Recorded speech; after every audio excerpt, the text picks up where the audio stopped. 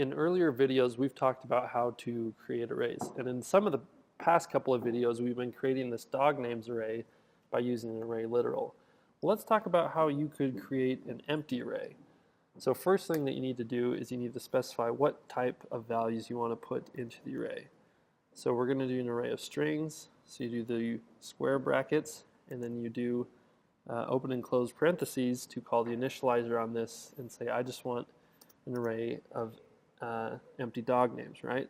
So now, if you remember back to that isEmpty property, we could do an if statement and say if dog names dot isEmpty, do something, right? And we'll just kind of put some dummy text here to show that this does equate to true because there's nothing inside of this array.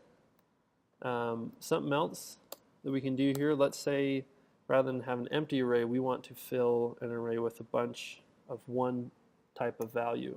So we're going to do capital array, open parentheses, say how many items we want. So we'll say 5, and repeated value is going to equal Fido.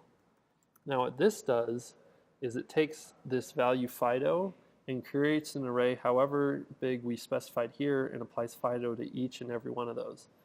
So below here we can say dog names dot count, and we can see that that's 5. So watch this. I mean, we can up this to 50, 500, 5,000.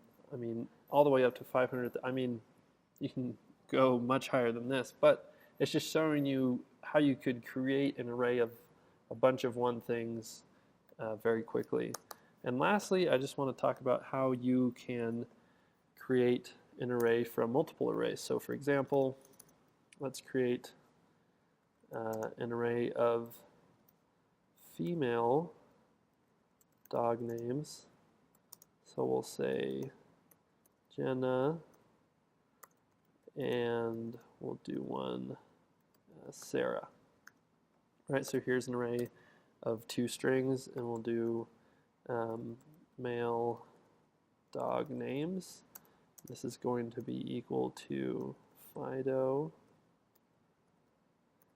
and Old Yeller. Perfect.